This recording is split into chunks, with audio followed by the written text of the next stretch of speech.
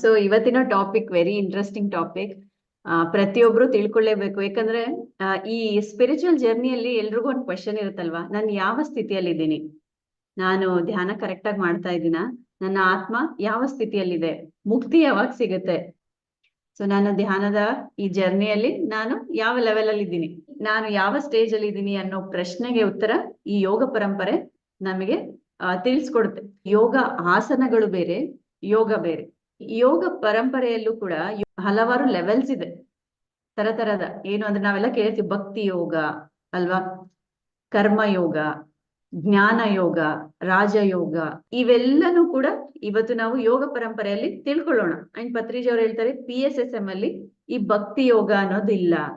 ಯಾಕೆ ಅಂತಂದ್ರೆ, ನಾನೇ ಭಗವಂತನಾಗಿರ್ಬೇಕಾದ್ರೆ ನನ್ನೊಳಗಡೆನೆ ನಾನು ಪ್ರಯಾಣ ಮಾಡಿ ಆ ದೈವತ್ವವನ್ನ ನಾವು ಪಡ್ಕೋಬೇಕು ಹೊರತಾಗಿ ಬಾಹ್ಯ ಪೂಜೆ ಪುನಸ್ಕಾರಗಳಿಂದ ಇದು ಅಸಾಧ್ಯ ಅಂತ ಹೇಳ್ತಾರೆ. ಆ ಒನ್ ವೇ ಕಮ್ಯುನಿಕೇಶನ್ ಅಂತೆ, ನಾವು ಪೂಜೆ ಮಾಡೋದು, ಅರ್ಚನೆ ಮಾಡೋದು ಎಲ್ಲ. ಧ್ಯಾನ ಮಾಡಿದ್ರೆ ಅದು 2 ವೇ ಕಮ್ಯುನಿಕೇಶನ್ ಆಗುತ್ತೆ ಅಂತ. ಸೊ ಈ ಯೋಗ ಪರಂಪರೆ ಬಗ್ಗೆ ನಾವು ತಿಳ್ಕೊಳ್ಳೋಣ. ಅಂದ್ರೆ ಒಂದು ಸೋಲ್, ನಾನು ಹೇಳಿದ್ನಲ್ವಾ, ಪೂರ್ಣಾತ್ಮೆಯಿಂದ ಜೀವಾತ್ಮವಾಗಿ ಬಿಡುಗಡೆ ಆಗ್ತಾ ಇರುತ್ತೆ. ಅಂದ್ರೆ ಹೇಗೆ ನಾವು ನಮ್ಮ ತಾಯಿಯ ಗರ್ಭದಿಂದ ಇಂಡಿವಿಜುವಲ್ ಬೇಬಿ ಆಗಿ, ಇಂಡಿವಿಜುವಲ್ ಹ್ಯೂಮನ್ ಆಗಿ ಹೊರಗಡೆ ಬರ್ತೀವಲ್ವಾ, ಅದೇ ರೀತಿಯಾಗಿ ಆ ಪೂರ್ಣಾತ್ಮ ಅಂದ್ರೆ ಮದರ್ ಸೋಲ್ ಇಂದ ನಾವು ಇಂಡಿವಿಜುವಲ್ ಸೋಲ್ ಆಗಿ ಬಿಡುಗಡೆ ಆಗ್ತೀವಿ. ಯಾಕೆ ಅಂತಂದ್ರೆ, ಪ್ರತಿಯೊಂದು ಆತ್ಮಕ್ಕೂ ಕೂಡ ಎಲ್ಲನೂ ಎಕ್ಸ್ಪೀರಿಯನ್ಸ್ ಮಾಡ್ಬೇಕು, ವಿಧ ವಿಧವಾದ ಎಕ್ಸ್ಪೀರಿಯನ್ಸಸ್ ಮಾಡ್ಬೇಕು ಅನ್ನೋ ಉದ್ದೇಶದಿಂದ ಆ ಪೂರ್ಣಾತ್ಮೆಯಿಂದ ಜೀವಾತ್ಮ ಬಿಡುಗಡೆ ಆಗುತ್ತೆ. ಸೊ ಹೇಗೆ ಸ್ಟಾರ್ಟ್ ಆಗುತ್ತೆ ನಮ್ಮ ಈ ಸ್ಪಿರಿಚುವಲ್ ಜರ್ನಿ ಅಂದ್ರೆ ವೆರಿ ಇಂಟ್ರೆಸ್ಟಿಂಗ್ ಇದು. ಅಂದ್ರೆ ನಮ್ಮ ಮೂಲ ಹೆಂಗೆ ಸ್ಟಾರ್ಟ್ ಆಗುತ್ತೆ, ಇವಾಗ ನಾವ್ ಇಷ್ಟು ಕುತ್ಕೊಂಡು ಫಿಸಿಕಲ್ ಆಗಿ ಇಷ್ಟು ಮಾತಾಡ್ತಾ ಇದೀವಲ್ವಾ, ನಮ್ಮ ಬಿಗಿನಿಂಗ್ ಎಲ್ಲಿಂದ ಆಯ್ತು ಅಂತ.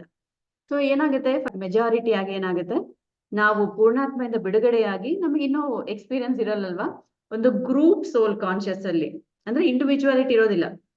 ಸಾಮೂಹಿಕ ಚೈತನ್ಯದಲ್ಲಿ ಏನ್ ಮಾಡ್ತೀವಿ, ಫಸ್ಟ್ ನಾವು ಗುಡ್ಡಗಳಲ್ಲಿ, ಬೆಟ್ಟಗಳಲ್ಲಿ ನಾವು ಎಷ್ಟೋ ವರ್ಷಗಳ ಕಾಲ, ಎಷ್ಟೋ ಯುಗಗಳ ಕಾಲ ಅಲ್ಲೇ ಅನುಭವನ ಹೊಂದುತ್ತಾ ಇರ್ತೀವಂತೆ. ಖನಿಜ ಸಾಮ್ರಾಜ್ಯದಲ್ಲಿ ನಮ್ಮ ಫಸ್ಟ್ ಹೆಜ್ಜೆ ಸ್ಟಾರ್ಟ್ ಆಗುತ್ತೆ. ಅಲ್ಲಿ ಗ್ರೂಪ್ ಆಗಿ ಅಲ್ಲೇ ಕೆಲವೊಂದು ಲೆಸನ್ಸ್ ಇರುತ್ತಂತೆ, ಆ ಮಟ್ಟಕ್ಕೆ ತಕ್ಕಂತೆ ಆ ಲೆಸನ್ಸ್ ಇರುತ್ತೆ. ಸೊ ಅಲ್ಲಿ ಖನಿಜ ಸಾಮ್ರಾಜ್ಯದಲ್ಲಿ ಅಂದ್ರೆ ಗುಡ್ಡ ಬೆಟ್ಟಗಳಲ್ಲಿ ಇದ್ದು ಎಷ್ಟೋ ವರ್ಷಗಳಿದ್ದು, ಓಕೆ ನೆಕ್ಸ್ಟ್ ಇನ್ನ ಮುಂದೆ ಏನು, ನೆಕ್ಸ್ಟ್ ಸ್ಟೆಪ್ ಏನು ಅಂದಾಗ ನಾವೇನ್ ಮಾಡ್ತೀವಂತೆ, ಅದೇ ಗ್ರೂಪ್ ಕಾನ್ಶಿಯಸ್ ಅಲ್ಲಿ ನಾವು ಸಾಮ್ರಾಜ್ಯದಲ್ಲಿ ಬರ್ತೀವಿ. ಅಂದ್ರೆ ಗಿಡಗಳಾಗಿ, ಮರಗಳಾಗಿ ನಮ್ಮ ಪಯಣ ಮುಂದೋಗುತ್ತಂತೆ. ಸೊ ಜನ್ಮಗಳು, ಎಷ್ಟೋ ಯುಗಗಳು ವೃಕ್ಷ ಸಾಮ್ರಾಜ್ಯದಲ್ಲಿ ಕಳೆದು ನೆಕ್ಸ್ಟ್ ಏನ್ ಮಾಡ್ತೀವಂತೆ, ನಾವು ಜಂತು ಪ್ರಾಣಿ ಸಾಮ್ರಾಜ್ಯದಲ್ಲಿ ನಾವು ಬರ್ತೀವಿ. ಅಂದ್ರೆ ನಾವು ಪ್ರಾಣಿಗಳಾಗಿ ಹುಟ್ಟತಾ ಬರ್ತೀವಿ, ಮನುಷ್ಯನಾಗಿ ಜನ್ಮ ತಗೊಂತೀವಂತೆ. ಸೊ ಪ್ರಾಣಿಗಳಲ್ಲೂ ಕೂಡ ಸ್ಟಾರ್ಟಿಂಗ್ ಏನಂತ ವೈಲ್ಡ್ ಅನಿಮಲ್ಸ್ ಅಲ್ಲಿ ಇರ್ತೀವಂತೆ. ಬರ್ತಾ ಬರ್ತಾ ಉನ್ನತಿಯ ತಗೊಂತ ಅಲ್ಲಿ ಪಾಠಗಳನ್ನ ಕಲಿತಾ ನಾವು ಪೆಟ್ ಅನಿಮಲ್ಸ್ ಅಂದ್ರೆ ಬೆಕ್ಕು, ನಾಯಿ, ಈ ತರ ನಾವು ಜನ್ಮಗಳನ್ನ ತಗೊಂಡು ಅದಾದ್ಮೇಲೆ ಬರೋದೇ ಈ ಮನುಷ್ಯ ಜನ್ಮ. ಈ ಮನುಷ್ಯ ಜನ್ಮ ಬರ್ಬೇಕಂದ್ರೂ ಕೂಡ ಎಷ್ಟೋ ಜನ್ಮಗಳನ್ನ, ಎಷ್ಟೋ ರೀತಿಯಾದ ಆ ಗ್ರೂಪ್ ಕಾನ್ಶಿಯಸ್ ಅಲ್ಲಿ ನಾವು ಜೀವಿಸ್ತಾ ಓಕೆ ಅಪ್ಪ, ಇನ್ನು ನಾನು ಕಲ್ತಿದ್ದೀನಿ, ನೆಕ್ಸ್ಟ್ ಪಯಣದಲ್ಲಿ ನಾನು ಇಂಡಿವಿಜುವಲ್ ಸೋಲ್ ಆಗಿ ನಾನು ಜನ್ಮ ತಗೊಂತೀನಿ ಅಂತ. ಆಗ ಫಸ್ಟ್ ಅವನು ಮನುಷ್ಯ ಜನ್ಮಕ್ಕೆ ಅವನ ಪಾದಾರ್ಪಣೆ ಮಾಡ್ತಾನಂತೆ. ಇದು ಮೆಜಾರಿಟಿ ಆಗಿ ಆಗೋ ಪ್ರಾಸೆಸ್, ಅಂದ್ರೆ ಲೈನ್ ಇದೆ, ಈ ಹೈರಾರ್ಕಿಯಿಂದನೇ ಬರ್ತಾರೆ. ಬಟ್ ಯಾರು ಕೂಡ ವಾಪಸ್ ಹೋಗಲ್ಲಂತೆ. ಅಂದ್ರೆ ಈಗ ಮನುಷ್ಯ ಜನ್ಮ ತಗೊಂಡು ಮತ್ತೆ ಮೃಗ ಜನ್ಮ, ಪ್ರಾಣಿ ಪಕ್ಷಿ ಜನ್ಮ ತಗೊಳಲ್ಲಂತೆ. ಅದಾದ್ಮೇಲೆ ಇನ್ನು ಮುಂದಕ್ಕೆ ಹೋಗ್ತಾನೆ ಇರೋದು. ಅದಕ್ಕೆ ನಾವು ಹೇಳಿದ್ವಲ್ವಾ, ಪುರೋಗಮನ ಸಿದ್ಧಾಂತ ಅಂತ ನಾವು ಆಧ್ಯಾತ್ಮಿಕ ಶಾಸ್ತ್ರದಲ್ಲಿ ಕೇಳಿದ್ವಿ. ಅಂದ್ರೆ ಅಸೆಂಡ್ ಆಗ್ತಾನೆ ಇರ್ತೀವಿ, ಅಂದ್ರೆ ಮುಂದೆ ಹೋಗ್ತಾ ಇರ್ತೀವಿ, ಹಿಂದೆ ಬರೋ ಫೇಲ್ ಆಗೋ ಮಾತೇ ಇರೋದಿಲ್ಲ ಅಂತ. ಓಕೆ, ಸೊ ಹೀಗೆ ಏನಾಗುತ್ತೆ, ಮನುಷ್ಯ ಈ ತರ ಪಕ್ಷಿಗಳಿಂದ, ಪ್ರಾಣಿಗಳಿಂದ ಮನುಷ್ಯ ಜನ್ಮ ತಗೊಂಡಾಗ ಸ್ಟಾರ್ಟಿಂಗ್ ಅವನಿಗೆ ಏನು ಗೊತ್ತಿರಲ್ಲ. ಅವನೇನ್ ಮಾಡ್ತಾನೆ, ಮಕ್ಕಳ ಆಟ ತರ ಈ ಭೂಮಿ ಮೇಲೆ ಬರ್ತಾನೆ, ಹೆಂಗ್ ಬೇಕು ಹಂಗೆ ಜೀವಿಸ್ತಾ ಇರ್ತಾನೆ. ಹೆಂಡತಿ ಮಕ್ಳಿಗೆ ಹೊಡಿಯೋದು, ಬಾಯಿ ಸಿಕ್ಕಂಗ್ ಬೈಯೋದು, ಮಾಂಸ ತಿನ್ನೋದು, ಬರೀ ಇದಕ್ಕೆ ಅಂತ. ಅಂದ್ರೆ ತಮೋ ಗುಣದಿಂದ ತುಂಬಾ ಇರ್ತಾನೆ, ತಿನ್ನೋಕೆ ಹುಟ್ಟಿರ್ತಾನಂತೆ. ಬೆಳಗ್ಗೆ ಎದ್ದ ತಕ್ಷಣ ತಿನ್ನು, ಮಧ್ಯಾಹ್ನ ತಿನ್ನು, ಮತ್ತೆ ನೆಕ್ಸ್ಟ್ ದಿನ ಏನ್ ಮಾಡೋದು, ಆರಾಮವಾಗಿ ಎಂಜಾಯ್ ಮಾಡು, ಮಜಾ ಮಾಡು, ಇದೇ ಅವನ ಅಜೆಂಡಾ ಆಗಿರುತ್ತಂತೆ. ಅವನ ಸ್ಥಿತಿಗೆ, ಆತ್ಮಸ್ಥಿತಿಗೆ ಅದು ಕರೆಕ್ಟ್. ಎಷ್ಟೋ ನೂರಾರು ಜನ್ಮಗಳು ಬರೇ ಇದರಲ್ಲೇ ಕಳೆದೋಗುತ್ತಂತೆ. ಇವ್ರಿಗೆ ಆತ್ಮಜ್ಞಾನ ಏನು ಬೇಡ. ಸೊ ಎಷ್ಟೋ ಜನ್ಮಗಳು ಇದೇ ತರ ಬರೇ ತಿನ್ನೋದು, ಉಣ್ಣೋದು, ಅದು ತಿಂದೆ, ಇದು ತಿಂದೆ, ಅವ್ರಿಗೆ ಹೊಡ್ದೆ, ಇವ್ರಿಗೆ ಹೊಡ್ದೆ, ಇದೇ ತರ ಮಾಡಿ ಮಾಡಿ ಅವನಿಗೆ ನೆಕ್ಸ್ಟ್ ಅವನಿಗೆ ಅನ್ಸುತ್ತಂತೆ, ಅರೆ ಇನ್ನು ನಾನ್ ಮುಂದೆ ಹೋಗ್ಬೇಕು ಅಂತಂದಾಗ ನೆಕ್ಸ್ಟ್ ಜನ್ಮ ರಜೋಗುಣದಿಂದ ಬರ್ತಾನಂತೆ. ಅಂದ್ರೆ ಅಧಿಕಾರ, ನನಗ್ ಪವರ್ ಬೇಕು, ನಾನು MP ಆಗ್ಬೇಕು, ನಾನು ಈ ಗ್ರೂಪ್ಗೆ ಹೆಡ್ ಆಗ್ಬೇಕು, ಎಲ್ಲರೂ ನನ್ ಮಾತೇ ಕೇಳ್ಬೇಕು, ಆ ಪವರ್ ಬೇಕು ಅನ್ನೋ ಆ ರಜೋಗುಣದಿಂದ ಹುಡ್ತಾನಂತೆ. ಇವರೆಲ್ಲಾನು ಕೂಡ ಅವ್ರ ಸುತ್ತ ಇರೋರ್ನ ಡಾಮಿನೇಟ್ ಮಾಡ್ತಾ ಅವರ ಎಷ್ಟೋ ಜನ್ಮಗಳು ಇದ್ರಲ್ಲೇ ಕಳಿದಾರಂತೆ. ಅದೇ ಹೇಳ್ತಾರೆ, ಈ ಯೋಗ ಪರಂಪರೆಯಲ್ಲಿ ಒಂದೊಂದು ಸ್ಟೇಜ್ ಅಲ್ಲೂ ಕೂಡ ಕೆಲವೊಬ್ರು ಎಷ್ಟು ನೂರಾರು ಜನ್ಮಗಳನ್ನ ಅಲ್ಲಿ ತಗೊಂಡಿರ್ತಾರಂತೆ, 1, 2 ಅಲ್ಲ. ಅದೇ ಜ್ಞಾನಿ ಆದನು ಒಂದೊಂದು ಸ್ಟೇಜ್ ಅಲ್ಲಿ ಒಂದೊಂದು ಜನ್ಮವನ್ನ ತಗೊಂಡು ಮುಂದಕ್ಕೆ ಹೋಗ್ತಾ ಇರ್ತಾನಂತೆ. ಎಷ್ಟೋ ಜನ್ಮಗಳು ಇದೇ ರಾಜಕೀಯ, ಪಾಲಿಟಿಕ್ಸ್, ಇದೇ ಪವರ್ ಬೇಕು ಅಂತ ಎಲ್ಲ ಮಾಡ್ತಾ ಮಾಡ್ತಾ ನೆಕ್ಸ್ಟ್ ಈ ಯೋಗ ಪರಂಪರೆಯಲ್ಲಿ ಒಂದೊಂದೇ ಸ್ಟೆಪ್ ಅನ್ನ ಅವನು ಹತ್ತುತ್ತಾ ಹೋಗ್ತಾನಂತೆ. 5 ಸ್ಟೆಪ್ಸ್ ಅಂತ ಹೇಳ್ತಾರೆ. ಫಸ್ಟ್ ಬರೋದು ಕರ್ಮಯೋಗ ಪಾರ್ಟ್ 1 ಅಂತ ಹೇಳ್ತಾರೆ. ಕರ್ಮಯೋಗ ಪಾರ್ಟ್ 1, ಜ್ಞಾನ ಯೋಗ ಪಾರ್ಟ್ 1, 3rd ಸ್ಟೇಜ್. ಇಲ್ಲಿ ಕರ್ಮಯೋಗದಲ್ಲೂ 2 ಪಾರ್ಟ್ಸ್ ಇರ್ತಾವಂತೆ, ಅಂದ್ರೆ 2 ಸ್ಟೇಜಸ್. ಜ್ಞಾನ ಯೋಗದಲ್ಲೂ 2 ಸ್ಟೇಜಸ್, ರಾಜಯೋಗದಲ್ಲಿ 1 ಸ್ಟೇಜ್. ಸೊ ಈ ಸರ್ಕಲ್ ಹೆಂಗಿರುತ್ತೆ ಅಂತಂದ್ರೆ, ಫಸ್ಟ್ ಸ್ಟಾರ್ಟ್ ಆಗದೆ ಕರ್ಮಯೋಗದಿಂದ ಸ್ಟಾರ್ಟ್ ಆಗುತ್ತೆ, ಕರ್ಮಯೋಗ ಪಾರ್ಟ್ 1. ಅದಾದ್ಮೇಲೆ ಜ್ಞಾನ ಯೋಗ ಪಾರ್ಟ್ 1, ಅದಾದ್ಮೇಲೆ ರಾಜಯೋಗ. ಈ ರಾಜಯೋಗ ಕಂಪ್ಲೀಟ್ ಆದ ತಕ್ಷಣ ನೆಕ್ಸ್ಟ್ ಏನ್ ಬರುತ್ತೆ, ಮತ್ತೆ ಜ್ಞಾನ ಯೋಗ ಪಾರ್ಟ್ 2 ಬರುತ್ತದೆ.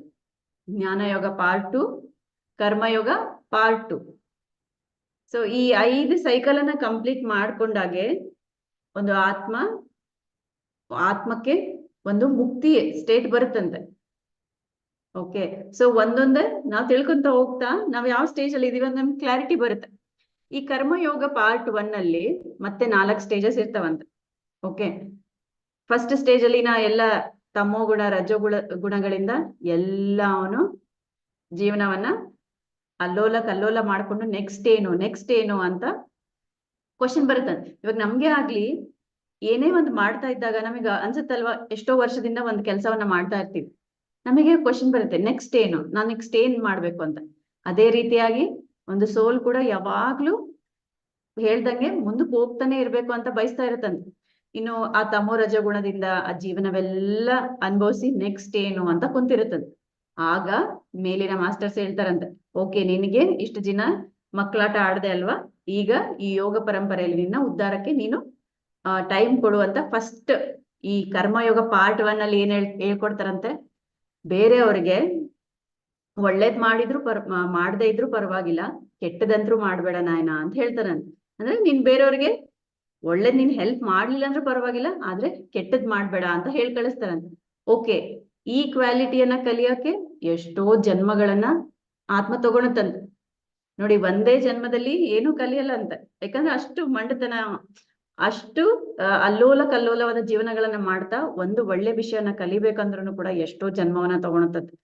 ಇದು ಕರ್ಮಯೋಗದ ಫಸ್ಟ್ ಸ್ಟೇಜ್.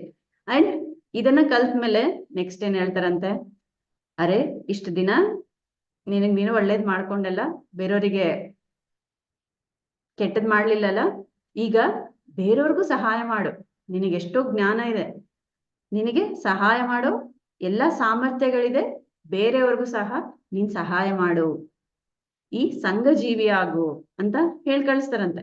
ಅವಾಗ ಆ ಸರ್ವಿಸ್ ಮೇಲೆ ಫೋಕಸ್ ಮಾಡ್ತಾರೆ. ಬೇರೆಯವರಿಗೆ ಯಾವಾಗ ಏನೇನ್ ಸಹಾಯ ಬೇಕು, ಗಿಡ ಮರಗಳನ್ನ ನೆಡೋದು, ಓಕೆ, ಬೇರೆಯವರಿಗೆ ಒಳ್ಳೇದು ಹೇಳೋದು, ಒಂದು ಮಾದರಿಯ ಜೀವನವನ್ನ ಮಾಡೋದನ್ನ ಹೇಳ್ಕೊಡ್ತಾರಂತೆ. ಇದು ಕರ್ಮಯೋಗದ second stage. And 3rd stage ಅಲ್ಲಿ ಏನ್ ಹೇಳ್ಕೊಡ್ತಾರಂತೆ, ನಿನ್ನ ಕೆಲಸ ಕಾರ್ಯಗಳನ್ನ ನೀನ್ ಮಾಡು, ಆದ್ರೆ ಏನನ್ನು ಎಕ್ಸ್ಪೆಕ್ಟ್ ಮಾಡ್ಬೇಡ, ರಿಟರ್ನ್ ಏನು ಎಕ್ಸ್ಪೆಕ್ಟ್ ಮಾಡ್ಬೇಡ. ಇದು ಕೂಡ ಒಂದು ಗ್ರೇಟೆಸ್ಟ್ ಲೆಸನ್. ನಾವೇನ್ ಮಾಡ್ತೀವಿ, ಯಾರಿಗಾದ್ರೂ ಒಂದು ಹೆಲ್ಪ್ ಮಾಡ್ತೀವಿ, ಅದರಿಂದ ನಾವು ವೇಟ್ ಮಾಡ್ತಾ ಕೂರ್ತೀವಿ, ಅವ್ರು ನಮಗೆ ಯಾವಾಗ ಹೆಲ್ಪ್ ಮಾಡ್ತಾರೆ, ಅರೆ ನಾನು ಎಷ್ಟು ಒಳ್ಳೇದ್ ಮಾಡಿದ್ದೆ, ಅವ್ರು ನನಗೆ ಯಾಕೆ ಈ ತರ ಮಾಡಿದ್ರು ಅಂತ. ಸೊ ನಮ್ಮ ಇಂಟೆನ್ಷನ್ಸ್ ಕೂಡ ತುಂಬಾ ಮ್ಯಾಟರ್ ಆಗುತ್ತೆ. ಸೊ ನನಗೊಂದು ಕತೆ ನೆನ್ಪು ಬರ್ತಾ ಇದೆ. ಒಂದು ಬುಕ್ ಅಲ್ಲಿ ಓದಿದ್ದೆ ನಾನು, ಜೀವಾತ್ಮ ಪ್ರಪಂಚ ನಿಯಮಗಳು ಅಂತ. ಅದ್ರಲ್ಲಿ ಏನ್ ಹೇಳ್ತಾರಂತಂದ್ರೆ, ನಾವು ಬಾಡಿ ವೇಕೇಟ್ ಮಾಡಿದ್ಮೇಲೆ ಹೈಯರ್ ವರ್ಡ್ಸ್ ಅಲ್ಲಿ ಏನಿರುತ್ತೆ ಅಂತ. ಸೊ ಅದ್ರಲ್ಲಿ ಒಂದು ಇನ್ಸಿಡೆಂಟ್ ಹೇಳ್ತಾರೆ. ಒಬ್ಬ ಗ್ರೇಟ್ ಬಿಸ್ನೆಸ್ ಮ್ಯಾನ್ ಇರ್ತಾನಂತೆ, ತುಂಬಾ ಶ್ರೀಮಂತ ಅಂತೆ. ಅದೇ ರೀತಿಯಾಗಿ ಅವನು ಪ್ರತಿಯೊಬ್ಬರಿಗೂ ಸಹಾಯ ಮಾಡ್ತಾ ಇರ್ತಾನಂತೆ. ಯಾರೇ ಬಂದ್ರು ಕೂಡ ಅವನ ವರ್ಕರ್ಸ್ಗೂ ಕೂಡ ಒಂದು ನಿಸ್ವಾರ್ಥವಾಗಿ ಏನ್ ಕೇಳಿದ್ರು ಕೊಟ್ಬಿಡ್ತಿರ್ತಾನಂತೆ. ಸೊ ಇವಾಗ ಆತರ ಯಾರಾದ್ರೂ ಫುಲ್ ಡೊನೇಷನ್ ಮಾಡೋರು, ಹೆಲ್ಪ್ ಮಾಡೋರ್ನ ಎಷ್ಟು ಒಳ್ಳೆ ವ್ಯಕ್ತಿ ಅಂತ ನಾವ್ ಅನ್ಕೊಂತೀವಲ್ವಾ. ಸೊ ಅದೇ ರೀತಿಯಾಗಿ ಅವನು ಒಂದ್ ದಿವಸ ಈ ತರ ಹೆಲ್ಪ್ ಮಾಡ್ತಾ ಮಾಡ್ತಾ ಅವನ ಲೈಫ್ ಸ್ಪ್ಯಾನ್ ಮುಗಿಯುತ್ತೆ. ಅವನು ಬಾಡಿ ವೇಕೇಟ್ ಮಾಡಿ ಹೈಯರ್ ವರ್ಡ್ಸ್ಗೆ ಹೋಗ್ತಾನಂತೆ. ಅವನೇನ್ ಅನ್ಕೊಂಡಿರ್ತಾನಂತೆ, ನಾನು ಸ್ವರ್ಗಕ್ಕೆ ಹೋಗ್ತೀನಿ ಅಂತ. ನೋಡಿದ್ರೆ ಅಲ್ಲಿ ಕತ್ತಲೆಯ ಲೋಕದಲ್ಲಿ ಕುತ್ಕೊಂಡಿರ್ತಾನಂತೆ. ಅವನು ನೋಡಿದ ತಕ್ಷಣ ಅವನಿಗೆ ತುಂಬಾ ಅಳು ಬಂದ್ಬಿಡುತ್ತಂತೆ. ದೇವರಿಗೆಲ್ಲ ಭಯಕ್ ಸ್ಟಾರ್ಟ್ ಮಾಡ್ತಾನಂತೆ. ಅರೆ, ನಾನು ಎಲ್ಲರಿಗೂ ಎಷ್ಟು ಹೆಲ್ಪ್ ಮಾಡಿದೆ, ನಾನು ಉನ್ನತವಾದ ಲೋಕಕ್ಕೆ ಹೋಗ್ತೀನಿ ಅನ್ಕೊಂಡೆ, ನಾನ್ ಯಾಕೆ ಈ ಕೆಳಗಿನ ಲೋಕದಲ್ಲಿ ಇದ್ದೀನಿ ಅಂತ ಹೇಳ್ತಾನಂತೆ. ಆಗ ಇಬ್ರು ಬರ್ತಾರಂತೆ ಅವನಿಗೆ ಸಹಾಯ ಮಾಡೋಕೆ. ಅವನಿಗೆ ಹೇಳ್ತಾರಂತೆ, ಸರಿ ನೀನ್ ಎಲ್ಲರಿಗೂ ಸಹಾಯ ಮಾಡ್ದೆ, ಆದ್ರೆ ನೀನ್ ಸಹಾಯ ಮಾಡ್ಬೇಕಾದ್ರೆ ನೀನ್ ಏನ್ ಅನ್ಕೊಂತಾ ಇದ್ದೆ ಯೋಚನೆ ಮಾಡು ಅಂತ ಹೇಳ್ತಾರಂತೆ. ಅವ್ನು ಅನ್ಕೊಂತಾ ಇರ್ತಾನೆ, ಪ್ರತಿ ಸಲ ಅವ್ರಿಗೆ ಸಹಾಯ ಮಾಡ್ಬೇಕಂದ್ರು ಕೂಡ ಏನ್ ಇಂಟೆನ್ಷನ್ಸ್ ಇರುತ್ತಂತೆ ಅವನಿಗೆ, ನಾನು ಸ್ವರ್ಗಕ್ಕೆ ಹೋಗ್ತೀನಿ, ನಾನು ಒಳ್ಳೆ ಕೆಲಸ ಮಾಡ್ತಾ ಇದ್ದೀನಲ್ವಾ, ನನಗೆ ಉನ್ನತವಾದ ಜೀವನ ಬರುತ್ತೆ, ನಾನು ಸ್ವರ್ಗಕ್ಕೆ ಹೋಗ್ತೀನಿ ಅನ್ನೋ ಇಂಟೆನ್ಷನ್ ಇಂದ ಅವನು ಹೆಲ್ಪ್ ಮಾಡ್ತಾ ಇರ್ತಾನಂತೆ.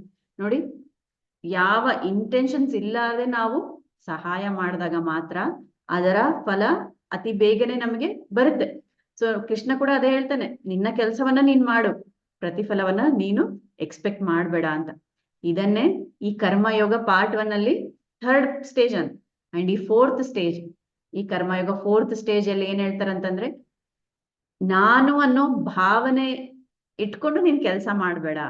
ಸೊ ನಮಗೆ ಅಹಂ ಭಾವನೆ ಇರುತ್ತಲ್ವಾ, ಏನೇ ಕೆಲಸ ಮಾಡಿದ್ರು ನಾನ್ ಮಾಡಿದ್ದು, ಅಡಿಗೆ ನಾನ್ ಮಾಡಿದ್ದು, ಈ ಸೆಷನ್ ನಾನ್ ಮಾಡಿದ್ದು, ಅರೆ ಇಲ್ಲಿ ಕುತ್ಕೊಂಡು ನಾನ್ ಬರ್ಕೊಂಡಿದ್ದು, ನಾನ್ ನೋಡಿದ್ದು. ಆ ನಾನು ಅನ್ನೋದ್ರಲ್ಲೇ ನಮ್ಮ ಐಡೆಂಟಿಟಿ ಅಷ್ಟಕ್ಕೆ ಲಿಮಿಟ್ ಮಾಡ್ಕೊಂಡ್ಬಿಟ್ಟಿರ್ತೀವಿ. ಅದಕ್ಕೆ ಕರ್ಮಯೋಗದಲ್ಲಿ ಏನ್ ಹೇಳ್ತಾರಂತೆ, ನೀನು ಅನ್ನೋ ಭಾವನೆಯನ್ನ ತೊರೆದು ನೀನ್ ಮಾಡು. ಯಾರಿಗೆ ಸಹಾಯ ಮಾಡ್ಲಿ, ಏನೇ ಕೆಲಸ ಮಾಡ್ಲಿ, ನನ್ನಿಂದ ಆಗ್ತಾ ಇದೆ, ನಾನು ಅಲ್ಲ ಅನ್ನೋ ಆ ಭಾವನೆಯಿಂದ ಮಾಡುವಂತ. ಸೊ ಒಂದು ಸೋಲ್ ಯಾವಾಗ ಈ 4 ಲೆವೆಲ್ಸ್ ಅನ್ನ ಕಂಪ್ಲೀಟ್ ಮಾಡುತ್ತೋ ಆಗ ನೆಕ್ಸ್ಟ್ ಸ್ಟೇಜ್ಗೆ ಹೋಗುತ್ತೆ. ಅದೇ ಜ್ಞಾನ ಯೋಗ. ಸೊ ಓಕೆ, ನಾನು ಎಲ್ಲರಿಗೂ ಒಳ್ಳೇದ್ ಮಾಡ್ತಾನೆ ಇದ್ದೀನಿ, ಕೆಟ್ಟದ್ ಮಾಡ್ತಾ ಇಲ್ಲ, ಎಲ್ಲರಿಗೂ ಸಹಾಯ ಮಾಡ್ತಾ ಇದ್ದೀನಿ, ಏನು ಎಕ್ಸ್ಪೆಕ್ಟ್ ಮಾಡ್ತಾ ಇಲ್ಲ, ಆಮೇಲೆ ನಾನು ಅನ್ನೋ ಏನು ಆ ಭಾವನೆಯಿಂದ ಮಾಡ್ತಾ ಇಲ್ಲ. ಮತ್ತೆ ವಾಟ್ ನೆಕ್ಸ್ಟ್ ಅಂತ ಬರುತ್ತಂತೆ, ಇನ್ನು ಏನ್ ಮಾಡೋದು? ಆಗ ಶುರುವಾಗೋದೆ ಈ ಜ್ಞಾನ ಯೋಗ. ಈ ಜ್ಞಾನ ಯೋಗ ಪಾರ್ಟ್ 1 ಅಲ್ಲೂ ಕೂಡ 4 ಸ್ಟೇಜಸ್ ಇರುತ್ತಂತೆ. ಈ ನೆನ್ಪಿಟ್ಕೊಳಕ್ಕೂ ಕೂಡ ಎಷ್ಟು ಚೆನ್ನಾಗಿದೆ. ಅವಾಗ ಓಕೆ, ಇನ್ನು ಇಷ್ಟು ದಿನ ಬರೇ ಫಿಸಿಕಲ್ ವರ್ಲ್ಡ್ ಅಲ್ಲಿ ನಿಮಿತ್ತವಾಗಿದ್ದೆ ಅಲ್ವಾ, ಈಗ ಒಳ್ಳೆ ಒಳ್ಳೆ ಜ್ಞಾನವನ್ನ ನೀನು ಕೇಳು, ಭಗವದ್ಗೀತೆ ಕ್ಲಾಸ್ ಇದೆ ಅಲ್ಲಿಗೆ ಹೋಗು ಅಂತ ಹೇಳ್ತಾರ. ಇಲ್ಲ, ಇಲ್ಲಿ ಧ್ಯಾನದ ಪ್ರವಚನ ಇದೆ ಹೋಗು, ಯಾರೋ ಅಲ್ಲಿ 4 ಒಳ್ಳೆ ಮಾತಾಡ್ತಾ ಇದಾರೆ ಅಲ್ಲಿ ಹೋಗು ಅಂತ ಕಳಿಸ್ತಾರಂತೆ ಅವ್ರಿಗೆ higher master on soul designer. Okay, ಅವನು ಈ ತರ ಅವನಿಗೆ ಜ್ಞಾನದ ಕಡೆ ಅವನಲ್ಲಿ ಆ ಒಲವನ್ನ ಉಂಟು ಮಾಡ್ತಾರೆ. ಅಂದ್ರೆ ಅದ್ರ ಮೇಲೆ ಪ್ರೀತಿ. ಇವಾಗ ನೀವೇ ನೋಡಿ, ಎಷ್ಟೋ ಜನಕ್ಕೆ ಈ ಧ್ಯಾನದ ಕ್ಲಾಸ್ ಕಳ್ಸಿರ್ತೀರ, ಎಷ್ಟು ಜನ ನೋಡ್ತಾರೆ, ಎಷ್ಟು ಜನಕ್ಕೆ ಇಷ್ಟ ಆಗುತ್ತೆ. ಯಾರು ಆ ಹಾದಿಯಲ್ಲಿ ಇರ್ತಾರೋ, ಆ ಸ್ಟೇಜ್ ಅಲ್ಲಿ ಇರ್ತಾರೋ ಅವರೇ ಅದಿಷ್ಟ ಆಗ್ತಾ ಬರುತ್ತೆ ಅಲ್ವಾ. ಸೊ ಈ ಜ್ಞಾನ ಯೋಗ ಫಸ್ಟ್ ಸ್ಟೇಜ್ ಏನಂದ್ರೆ ಶ್ರವಣ. ಓಕೆ, ನೀನು ಹೋಗ್ತೀಯಪ್ಪ, ಹೋಗಿ ಕೇಳಿಸ್ಕೊ ಫಸ್ಟ್, ಆಮೇಲೆ ನೋಡೋಣ.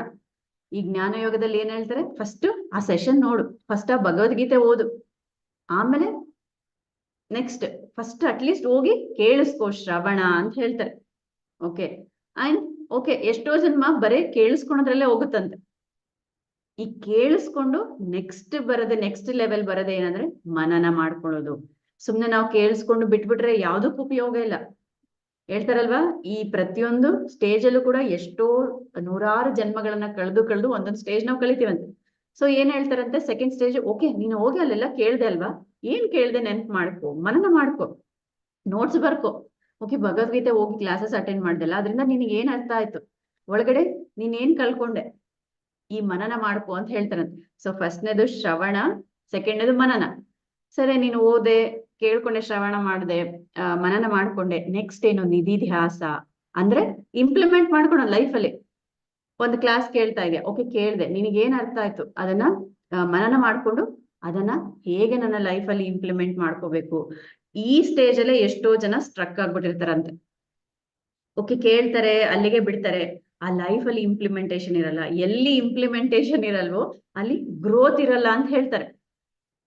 ಸೊ ಯಾವಾಗ ಇಂಪ್ಲಿಮೆಂಟ್ ಮಾಡ್ತಾ ಮಾಡ್ತಾ ಆ ಜ್ಞಾನವನ್ನ ನಾವು ಪಡಿತಾ ಹೋಗ್ತೀವೋ ಅವಾಗ ಏನಾಗುತ್ತೆ, ಈ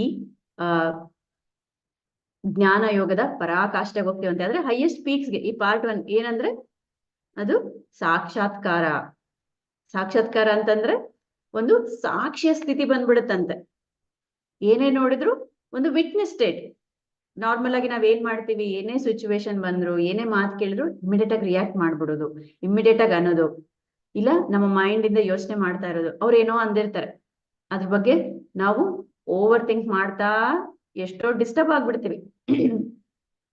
ಎಷ್ಟು ಸಿಲ್ಲಿಯಾಗಿ ನಾವು ಥಿಂಕ್ ಮಾಡ್ತಾ ಓವರ್ ಥಿಂಕ್ ಮಾಡ್ತೀವಂದ್ರೆ ಅವ್ರು ಯಾವ್ದೋ ಒಂದು ಉದ್ದೇಶದಿಂದ ಹೇಳಿರ್ತಾರೆ ಏನೋ ಒಂದು ವಿಷಯ, ಅದನ್ನ ನಾವ್ ಎಲ್ಲಿಗೋ ತಗೊಂಡೋಗ್ತೀವಿ. ಈಗ ಯಾರೋ ಬಂದ್ ಹೇಳ್ತಾರೆ, ಈ ಕಲರ್ ನೀನ್ ಹಾಕೊಂಡಿರೋ ಡ್ರೆಸ್ ಕಲರ್ಗಿಂತ ಇನ್ನೊಂದ್ ಕಲರ್ ಚೆನ್ನಾಗಿತ್ತು ಅಂತಂದಾಗ ಅವ್ರು ಏನೋ ಒಂದ್ ಯಾವ್ದೋ ಒಂದು ಯೋಚನೆಯಲ್ಲಿ ಹೇಳಿರ್ತಾರೆ.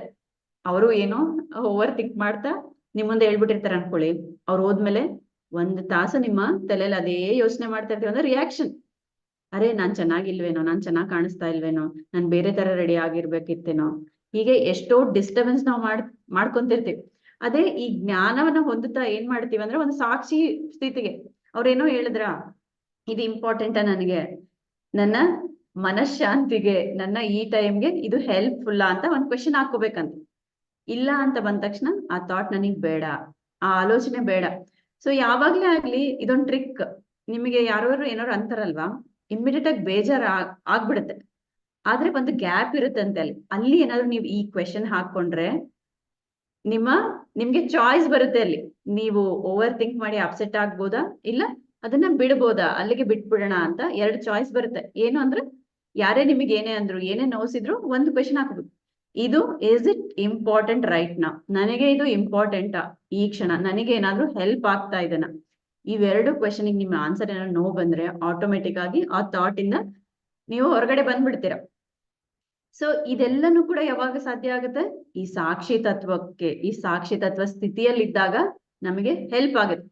ಸೊ ಹೇಳಿ, ಯಾವ್ಯಾವ ಈ ಜ್ಞಾನ ಯೋಗದಲ್ಲಿ 4 ಸ್ಟೇಜಸ್ ಟೈಪ್ ಮಾಡಿ. ಸೊ ಯಾಕೆ ಇದನ್ನ ನೀವು ಗಮನಿಸಿ, ನಾನು ಪತ್ರಿಜಿ ಅವರ ವಿಡಿಯೋಸ್ ಇಂದಾನೆ ನೋಡ್ ಕಲ್ತಿದ್ದು. ಯಾವುದೇ ಒಂದು ಟಾಪಿಕ್ ಆಗಿರ್ಬೋದು, ಪದೇ ಪದೇ ಪದೇ ನಾವ್ ಅದನ್ನೇ ಹೇಳ್ದಾಗ ನಮ್ಮ ಡೀಪ್ ರೂಟೆಡ್ ನಮ್ಮ ಸಬ್ ಕಾನ್ಶಿಯಸ್ ಅಲ್ಲಿ ಅದು ಕುತ್ಕೊಂಡ್ಬಿಡುತ್ತೆ. ಓಕೆ, ಸೊ ಅದಕ್ಕೆ ಪ್ರತಿಯೊಂದು ಪಾಯಿಂಟ್ ಅನ್ನ ಪದೇ ಪದೇ ಪದೇ ನಾವು ರಿಪೀಟ್ ಮಾಡ್ಬೇಕು. ರಿಪೀಟ್ ಮಾಡಿದಾಗೆ ಇನ್ನಷ್ಟು ಚೆನ್ನಾಗಿ ನಮ್ಗೆ ಅರ್ಥ ಆಗುತ್ತೆ. ಸೊ ಜ್ಞಾನ ಫಸ್ಟ್ ಪಾರ್ಟ್ 1 ಅಲ್ಲಿ ಫಸ್ಟ್ ಸ್ಟೇಜ್ ಏನ್ ಹೇಳಿ? ಎಸ್, ಶ್ರವಣ. ಸೆಕೆಂಡ್ ಸ್ಟೇಜ್ ಮನನ. ಥರ್ಡ್ ಒನ್ ಇಂಪ್ಲಿಮೆಂಟೇಶನ್ ಏನಂತ ಹೇಳ್ತಾರೆ, ನಿಧಿಧ್ಯಾಸ ಅಂತಾರೆ. S, and fourth stage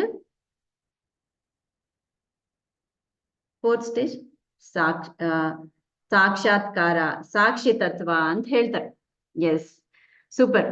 so ಕರ್ಮಯೋಗ ಪಾರ್ಟ್ 1 ಮುಗಿದ ತಕ್ಷಣ ಏನ್ ಮಾಡಿದ್ವಿ, ಜ್ಞಾನಯೋಗ ಪಾರ್ಟ್ 1 ನೋಡಿ ಅಲ್ಲಿ ಒಂದು ಪೀಕ್ಸ್ ಅಲ್ಲಿ ಹೋಗಿ ನಿಂತ್ವಿ. ಇಲ್ಲಿವರೆಗೂ ಸಹ ಈ ಜ್ಞಾನ ಯೋಗ ಪಾರ್ಟ್ 1 ಎಂಡ್ ಆಗೋವರೆಗೂ ಕೂಡ ಎಲ್ಲೂ ಧ್ಯಾನದ ಆ ಜ್ಞಾನ ಸಿಗೋದಿಲ್ಲ ಅಂತೆ. ಯಾಕಂದ್ರೆ ಇನ್ನು ಆ ಫಿಸಿಕಲ್ ಇಂದ ನಾವು ಹೊರಗಡೆ ಬಂದಿಲ್ಲ. ಆಕ್ಚುಯಲ್ ಆಗಿ ಈ ಧ್ಯಾನ, ಈ ಆತ್ಮದ ಸ್ಥಿತಿ ಎಲ್ಲ ನಮ್ಗೆ ತಿಳಿಯೋದು ಈ ರಾಜಯೋಗದಿಂದ. ರಾಜಯೋಗನೇ ಧ್ಯಾನ ಯೋಗ ಅಂತ ಹೇಳ್ತಾರೆ. ರಾಜಯೋಗ ಅಂದ್ರೆ ಕಿಂಗ್ ಆಫ್ ಯೋಗಾಸ್ ಅಂತ. ಸೊ ಯಾವ್ದು ಕಿಂಗ್ ಆಫ್ ಯೋಗ ಅಂದ್ರೆ ಈ ಧ್ಯಾನ ಯೋಗ.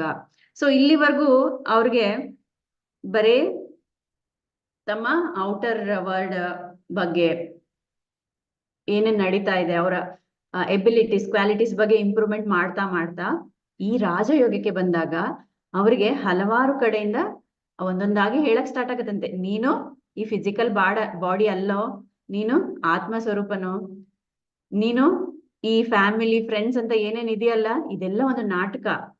ಈ ನಾಟಕ ಮುಗಿದ ತಕ್ಷಣ ಅವ್ರವ್ರ ರೋಲ್ ಮುಗಿದ ತಕ್ಷಣ ವಾಪಸ್ ಹೋಗ್ತಾರೆ. ಇವಾಗ ಒಂದು ನಾಟಕ ಇರುತ್ತೆ, ಒಂದು ಮೂವಿ ಇರುತ್ತೆ, ಅಲ್ಲಿ ಬಂದ ಒಬ್ಬೊಬ್ರಿಗೆ ಒಂದೊಂದು ರೋಲ್ ಕೊಟ್ಟಿರ್ತಾರೆ ಅಲ್ವಾ, ನೀನು ಹೀರೋ, ನೀನು ಹೀರೋಯಿನ್, ನೀನು ವಿಲನ್. ಅವ್ರು ಬರ್ತಾರೆ, ಅಲ್ಲಿ ಆಕ್ಟ್ ಮಾಡ್ತಾರೆ. ಮೂವಿ ಮುಗಿದ ತಕ್ಷಣ ಅಥವಾ ನಾಟಕ ಮುಗಿದ ತಕ್ಷಣ ಮತ್ತೆ ಅವ್ರು ಒರಿಜಿನಲ್ ಮನೆಗೆ ಅವ್ರ ನಿಜವಾದ ಮನೆಗೆ, ನಿಜವಾದ ಸ್ಥಿತಿಗೆ ಅವ್ರು ಹೋಗ್ಬಿಡ್ತಾರಲ್ವಾ, ಪ್ಲೇಸ್ಗೆ. ಅದೇ ರೀತಿಯಾಗಿ ನಾವು ಈ ಭೂಮಿಗೆ ಬರ್ಬೇಕಾದ್ರೆ ಒಂದ್ ರೋಲ್ ಕೊಡ್ತಾರಂತೆ. ಆ ರೋಲ್ ಅನ್ನ ನಾವೆಲ್ಲ ತಿಳ್ಕೊಂತ ಆಕ್ಟ್ ಮಾಡ್ತಾ ಅದು ಮುಗಿದ ತಕ್ಷಣ ವಾಪಸ್ ಹೋಗ್ಬಿಡ್ತೀವಂತ.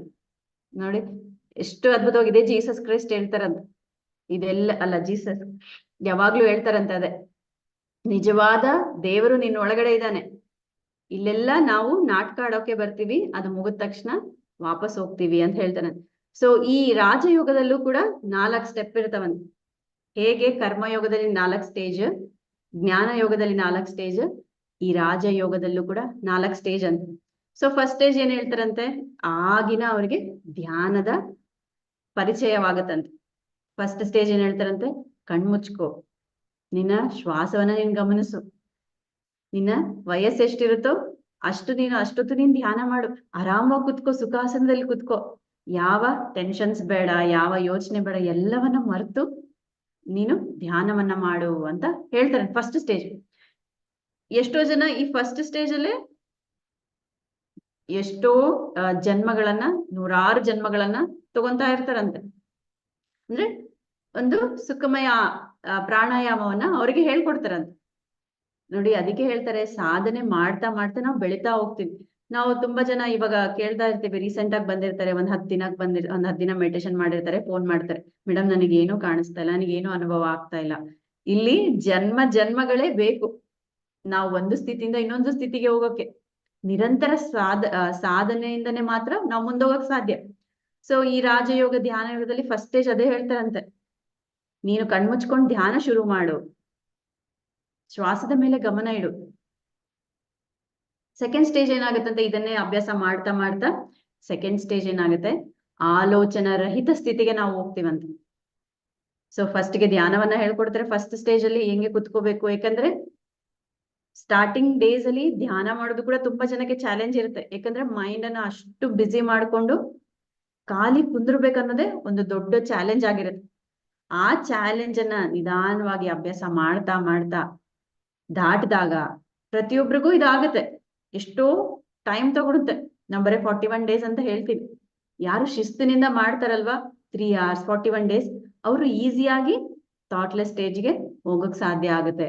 ಅಂದ್ರೆ ಯಾವ ಆಲೋಚನೆ ಬರಲ್ಲ, ಪ್ರಸ್ತುತ ಕ್ಷಣದಲ್ಲಿ ಪ್ರೆಸೆಂಟ್ ಅಲ್ಲಿ ಇದ್ಕೊಂಡು ಆಲೋಚನಾ ರಹಿತ ಸ್ಥಿತಿಯಲ್ಲಿ, ಅದ್ಭುತವಾದ ಸ್ಥಿತಿಯಲ್ಲಿ ಸೇರ್ತಾರಂತೆ ಸೆಕೆಂಡ್ ಸ್ಟೇಜ್.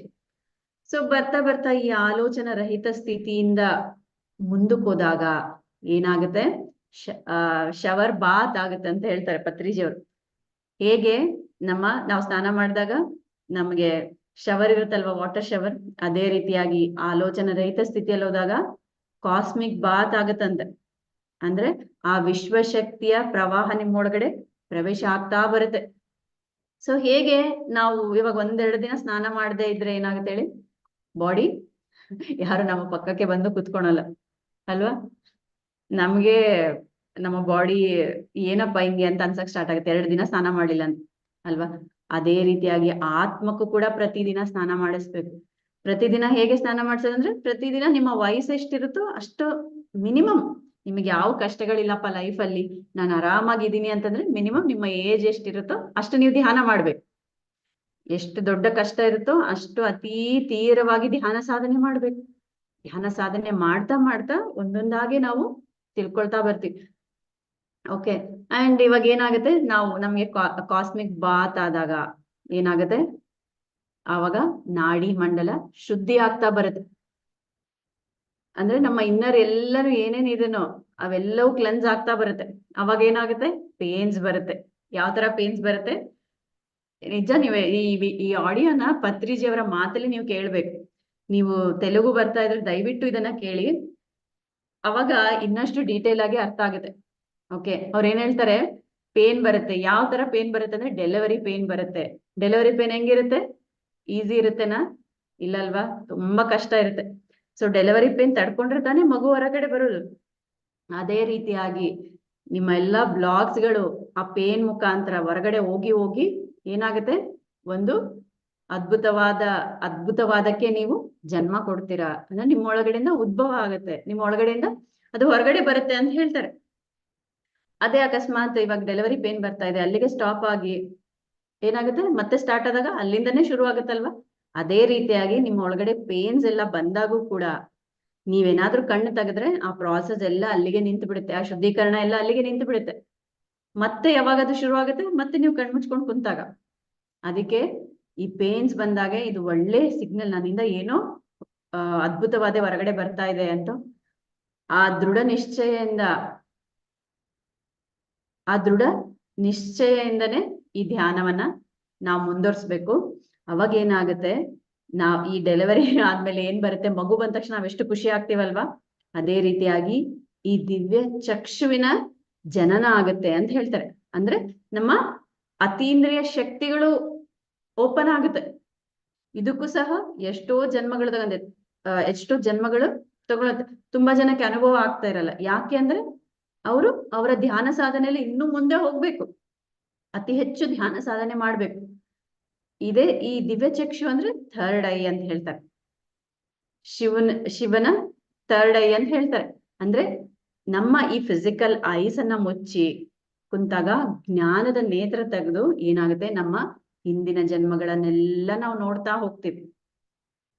ಸೊ ಇದೇ ಥರ್ಡ್ ಐ ಇಂದನೇ ಗೌತಮ ಬುದ್ಧ ಅವರು ಅವರ ಹಿಂದಿನ ಎಷ್ಟೋ ಜನ್ಮಗಳನ್ನ ನೋಡ್ಕೊಂಡು ಆ ಜನ್ಮಗಳನ್ನ ಪ್ರಕ್ಷಾಳನೆ ಮಾಡ್ಕೊಳ್ತಾರಂತ. ಇದೇ ಥರ್ಡ್ ಐ ಮುಖಾಂತರ ಸಂಜಯ ಮಹಾಭಾರತ ಯುದ್ಧವನ್ನ ನೋಡಿ ಹೇಳ್ತಾನಂತ. ಇದೇ ಥರ್ಡ್ ಐ ಮುಖಾಂತರ ವಾಲ್ಮೀಕಿ ಮಹರ್ಷಿ ರಾಮಾಯಣ ಬರೀತಾರಂತ. ನೋಡಿ, ಆ ದಿವ್ಯ ನೇತ್ರ ನಮಗೆ ಎಲ್ಲವನ್ನು ತೆರೆದಿಡುತ್ತೆ. ಸೊ ಜೀಸಸ್ ಅದೇ ಹೇಳ್ತಾರಂತೆ, ನೀವ್ ಯಾವಾಗ ಈ ಎರಡು ಕಣ್ಣುಗಳನ್ನ ಮುಚ್ಚಿ ನಿಮ್ಮ ಮೂರನೇ ಕಣ್ಣಿಂದ ನೋಡ್ತಿರೋ ಆವಾಗ್ಲೇ ದೇವರ ಸಾಮ್ರಾಜ್ಯದಲ್ಲಿ ನೀನು ಪ್ರವೇಶ ಆಗೋಕೆ ಸಾಧ್ಯ ಅಂತ ಹೇಳ್ತಾರಂತೆ. ಅಂದ್ರೆ ಯಾವಾಗ ನೀನ್ ಧ್ಯಾನ ಸಾಧನೆ ಮಾಡ್ತಾ ಮಾಡ್ತಾ ನಿನ್ನ ಅತೀಂದ್ರಿಯ ಶಕ್ತಿಗಳನ್ನ ಆಕ್ಟಿವೇಟ್ ಮಾಡ್ಕೊಂತೀಯೋ ಆಗ ನೀನು ಯೋಗಿಯಿಂದ ಋಷಿ ಆಗ್ತೀಯ. ಯಾವಾಗ ನೀನು ಜನ್ಮಗಳನ್ನೆಲ್ಲ ಪ್ರಕ್ಷಾಳನೆ ಮಾಡ್ಕೊಂತ ನೀನು ಮುಂದಕ್ಕೆ ಹೋಗ್ತೀಯೋ ಆಗ ಮಹರ್ಷಿ ಆಗ್ತೀಯಾ ಅಂತ ಹೇಳ್ತಾರೆ. ಅಂದ್ರೆ ನಾವೆಲ್ಲರೂ ಮಹರ್ಷಿಗಳಾಗಬೇಕು, ಯೋಗಿಗಳಾಗ್ಬೇಕು, ಧ್ಯಾನಿಗಳಾಗಿ, ಯೋಗಿಗಳಾಗಿ, ಋಷಿಗಳಾಗಿ, ಮಹರ್ಷಿಗಳಾಗಬೇಕು ಅಂತ ಹೇಳ್ತಾರೆ. ಬರೀ ನಾವು ಬುದ್ಧನನ್ನ ನೋಡ್ತಾ, ಪತ್ರಿಜಿಯವರನ್ನ ನೋಡ್ತಾ, ಜೀಸಸ್ ಅನ್ನ ನೋಡ್ತಾ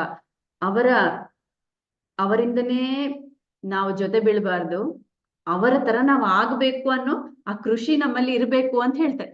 ಸೊ ಯಾವಾಗ ನಮಗೆ ಈ ದಿವ್ಯ ಚಕ್ಷುವಿನ ಉತ್ತೇಜನೆ ಆಗುತ್ತೋ, ನಮ್ಮ ಥರ್ಡ್ ಐ ಓಪನ್ ಆಗುತ್ತೋ, ಅದೇ ಈ ರಾಜಯೋಗದ ಪರಾಕಾಷ್ಠೆ, ಅಂದ್ರೆ ಹೈಯೆಸ್ಟ್ ಪೀಕ್ಸ್ ಅಂತೆ. ಈ ಥರ್ಡ್ ಐ ಓಪನ್ ಆದಾಗ ಏನಾಗುತ್ತೆ ಅಂದ್ರೆ ವಿಧ ವಿಧವಾದ ಬಣ್ಣಗಳು, ಲೋಕಗಳು, ಬೆಳಕುಗಳು ಎಲ್ಲವೂ ನಮ್ಮ ಕಣ್ಮುಂದೆ ಬರಕ್ಕೆ ಶುರು ಆಗತ್ತಂತ. ಇದು ಪ್ರತಿಯೊಬ್ಬರಿಗೂ ಆಗತ್ತಂತೆ.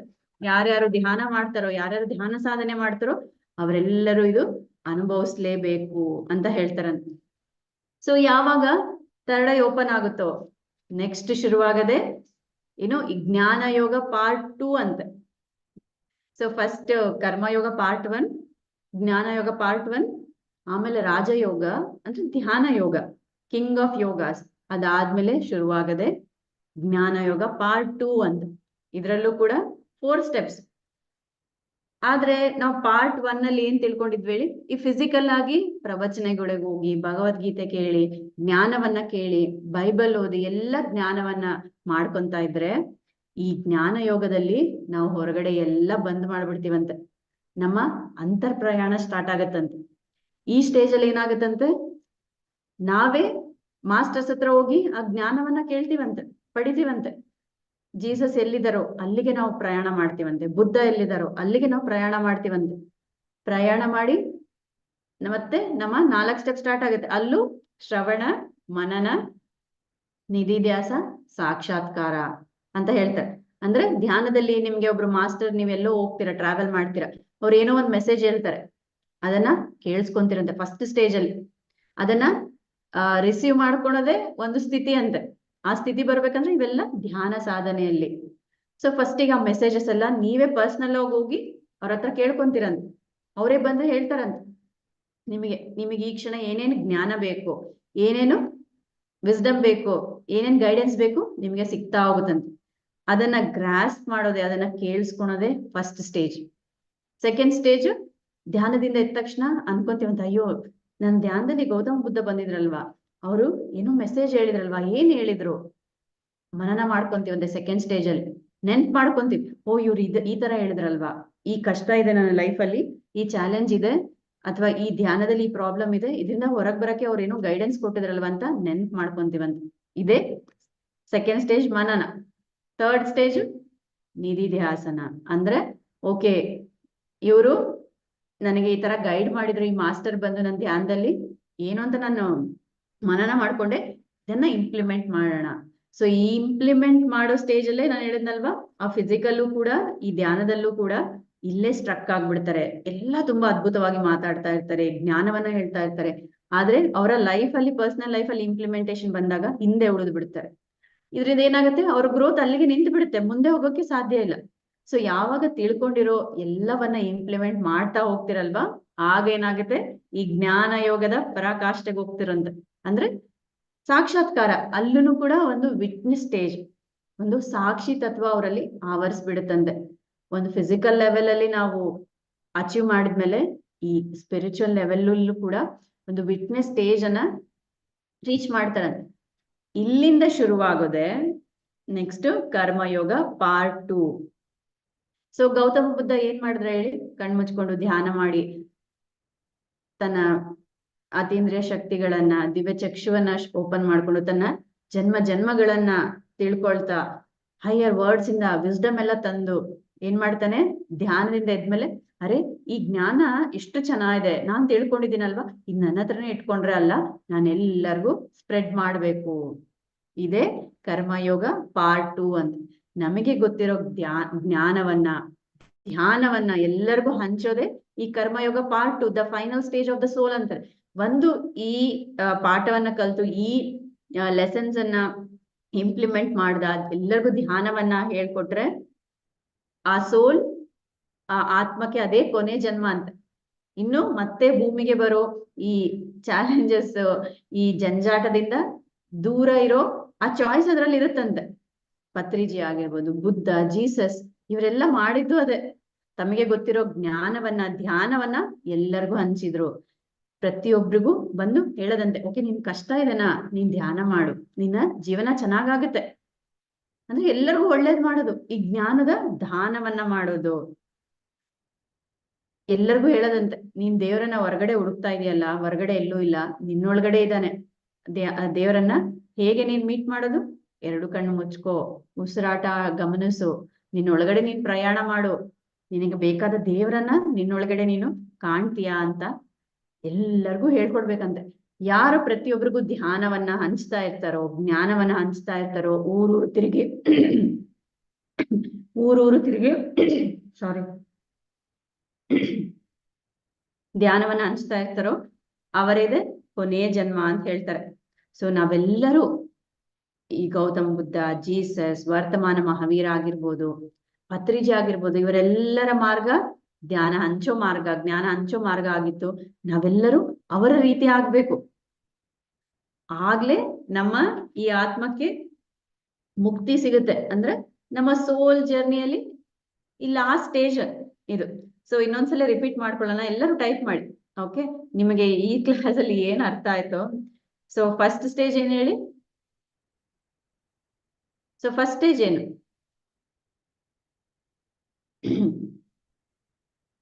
ಸೊ ಈ ಯೋಗ ಪರಂಪರೆಯಲ್ಲಿ ನಾವ್ ಇಷ್ಟೊತ್ತು 5 ಸ್ಟೇಜಸ್ ಕೇಳಿದ್ವಲ್ವಾ?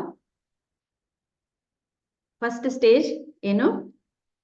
ಕರ್ಮಯೋಗ ಪಾರ್ಟ್ 1. ಸೊ ಕರ್ಮಯೋಗ ಪಾರ್ಟ್ 1 ಅಲ್ಲಿ ಫಸ್ಟ್ ಏನ್ ಹೇಳ್ತಾರೆ?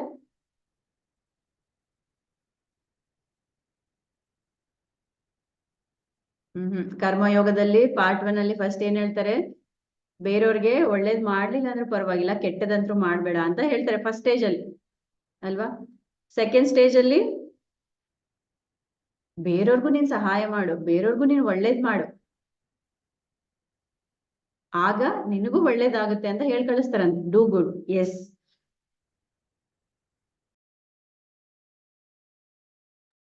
ಥರ್ಡ್ ಸ್ಟೇಜ್ ಅಲ್ಲಿ ಎಸ್, ಡೋಂಟ್ ಎಕ್ಸ್ಪೆಕ್ಟ್. ಏನೇ ಕೆಲಸ ಕಾರ್ಯಗಳನ್ನ ಮಾಡು, ನಿಸ್ವಾರ್ಥತೆಯಿಂದ ಮಾಡು. ಅದರಿಂದ ಯಾವ ಪ್ರತಿಫಲವನ್ನು ನೀನು ಅನುಭವಿಸ್ಬೇಡ ಅಂತ ಹೇಳ್ತಾರೆ ಥರ್ಡ್ ಸ್ಟೇಜ್ ಅಲ್ಲಿ.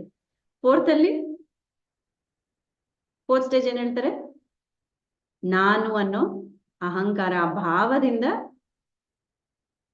ಹೊರಗಡೆ ಬಂದು ಕೆಲಸ ಮಾಡು, ಸಹಾಯ ಮಾಡು ಅಂತ ಹೇಳ್ತಾರೆ.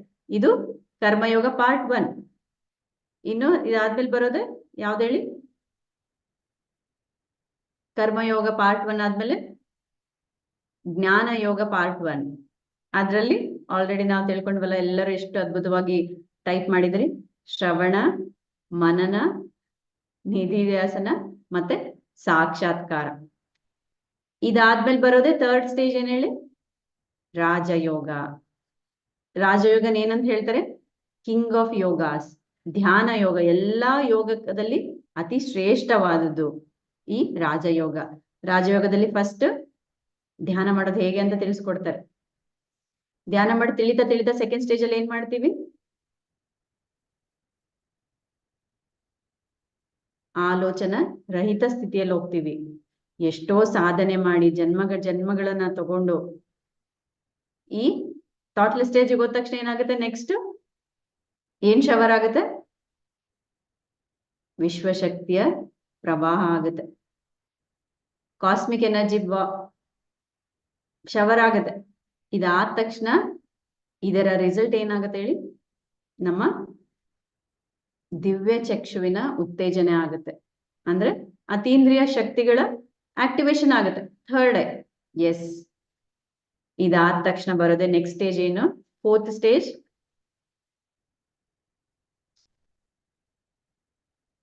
ನೆಕ್ಸ್ಟ್ ಸ್ಟೇಜ್ ಫೋರ್ತ್ ಸ್ಟೇಜ್ ಏನ್ ಹೇಳಿ? ಜ್ಞಾನ ಯೋಗ ಪಾರ್ಟ್ 2. ಇಲ್ಲೂ ಕೂಡ ಸೇಮ್ ಶ್ರವಣ, ಮನನ ಮತ್ತೆ ನಿಧಿಧ್ಯಾಸನ ಮತ್ತೆ ಸಾಕ್ಷಾತ್ಕಾರ. ಅಂದ್ರೆ ಹೈಯರ್ ವರ್ಡ್ಸ್ ಇಂದ ಆ ಮೆಸೇಜಸ್ ಎಲ್ಲ ತಿಳ್ಕೊಳ್ಳೋದು, ಅರ್ಥ ಮಾಡ್ಕೊಳೋದು, ಇಂಪ್ಲಿಮೆಂಟ್ ಮಾಡ್ಕೊಳೋದು, ಮತ್ತೆ ಒಂದು ಸಾಕ್ಷಿ ಸ್ಥಿತಿಗೆ ಬಂದ್ಬಿಡೋದು. ಇದಾದ ತಕ್ಷಣ ಬರೋದೆ ಫೈನಲ್ ಸ್ಟೇಜ್ ಏನು?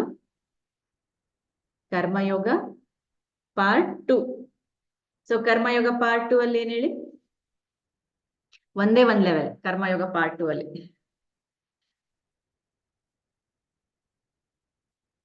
ಅದೇ ಎಸ್, ಧ್ಯಾನ ಪ್ರಚಾರ. ಪ್ರತಿಯೊಬ್ಬರಿಗೂ ಧ್ಯಾನ ಹೇಳ್ಕೊಡೋದು. ಈ ಕರ್ಮಯೋಗ ಪಾರ್ಟ್ 2 ಅನ್ನ ಕಂಪ್ಲೀಟ್ ಮಾಡ್ಕೊಂಡ ತಕ್ಷಣ ಏನಾಗುತ್ತೆ? ನಮ್ಮೆಲ್ಲರಿಗೂ ಏನ್ ಸಿಗುತ್ತೆ? ನಮ್ಮ ಆತ್ಮಕ್ಕೆ ಪರಂಪರೆಯಲ್ಲಿ ಕೊನೆ ಸ್ಟೇಜ್. ಎಸ್, ಸ್ಮಿತಾ ಅವರು ಕರೆಕ್ಟ್ ಆಗಿ ಹೇಳಿದ್ರು, ಮುಕ್ತಿ. ಎಲ್ಲರ ಬಾಯಲ್ಲೂ ಅದೇ ಅಲ್ವಾ? ಸಾಕಪ್ಪ ಈ ಜನ್ಮ, ನನಗೆ ಯಾವಾಗ ಮುಕ್ತಿ ಸಿಗುತ್ತೋ. ಮುಕ್ತಿ ಸಿಗ್ಬೇಕು ಅಂದ್ರೆ ಇಷ್ಟೆಲ್ಲ ಈ ಜರ್ನಿ ಮಾಡ್ಬೇಕು. ಅತಿ ಈಸಿ ಮಾಡ್ಕೊಳೋದು ಹೇಗೆ? ನಾನು ಯಾವ್ದೋ ಸ್ಟೇಜ್ ಅಲ್ಲಿ ಇದ್ದೀನಿ, ಹೆಂಗಪ್ಪ? ಯಾವ್ದು ಬೇಡ. ಪತ್ರಿಜಿ ಅವ್ರು ಹೇಳಿದಾರೆ, ಏನ್ ಹೇಳಿದಾರೆ? ಧ್ಯಾನ ಒಂದು ನೀವೆಲ್ಲರಿಗೂ ಪ್ರಚಾರ ಮಾಡ್ಬಿಡಿ, ಪ್ರತಿಯೊಬ್ಬರಿಗೂ ಧ್ಯಾನ ಹೇಳ್ಕೊಡಿ, ಅದೇ ನಿಮ್ಮ ಕೊನೆಯ ಜನ್ಮ ಆಗತ್ತೆ. ಈ ಪಿರಮಿಡ್ ಮಾಸ್ಟರ್ಸ್ ಎಲ್ಲರದು ಕೊನೆಯ ಜನ್ಮ. ಸೊ ಎಲ್ಲರೂ ಈ ಧ್ಯಾನವನ್ನ ಕಲಿತು ಎಲ್ಲರಿಗೂ ಧ್ಯಾನವನ್ನ ಹಂಚಿ ಅಂತ ಹೇಳ್ಕೊಡೋದೇ ಈ ಯೋಗ ಪರಂಪರಾ ಕಾನ್ಸೆಪ್ಟ್. ಸೊ ಇಷ್ಟು ಅದ್ಭುತವಾದ ಈ ಕಾನ್ಸೆಪ್ಟ್ ನಮಗೆ ಇಷ್ಟು ಈಸಿಯಾಗಿ ತಿಳಿಸ್ಕೊಟ್ಟ ಪತ್ರಿಜಿ ಅವ್ರಿಗೆ ನಾವು ಎಷ್ಟೋ ಕೃತಜ್ಞತೆಗಳನ್ನ ತಿಳಿಸ್ಬೇಕು. ಸೊ ಈ ಕಾನ್ಸೆಪ್ಟ್ ಅನ್ನ ನೀವು ನೋಡಿದಾಗೆ ನಿಮಗೆ ಅರ್ಥ ಆಗುತ್ತೆ. ಎಷ್ಟೋ ಸಾವಿರ ಪುಸ್ತಕಗಳನ್ನ ಓದಿ ಅದ್ರ ಜಸ್ಟ್ ಗ್ಲಿಂಪ್ಸ್ ಅನ್ನ ಈಸಿಯಾಗಿ ಅರ್ಥ ಆಗ್ಲಿ ಅಂತ ಬರ್ಕೊಡ್ತಾರಲ್ವಾ, ಹಾಗಿದೆ. ಸೊ ಪತ್ರಿಜಿ ಅವ್ರಿಗೆ ಮತ್ತೊಮ್ಮೆ ಥ್ಯಾಂಕ್ಸ್ ಅಂತ ಹೇಳ್ತಾ, ಯೂಟ್ಯೂಬ್ ಅಲ್ಲಿ ಅಟೆಂಡ್ ಮಾಡಿದ ನಿಮ್ಮೆಲ್ಲರಿಗೂ ಸಹ ಕೃತಜ್ಞತೆಗಳು. Thank you so much.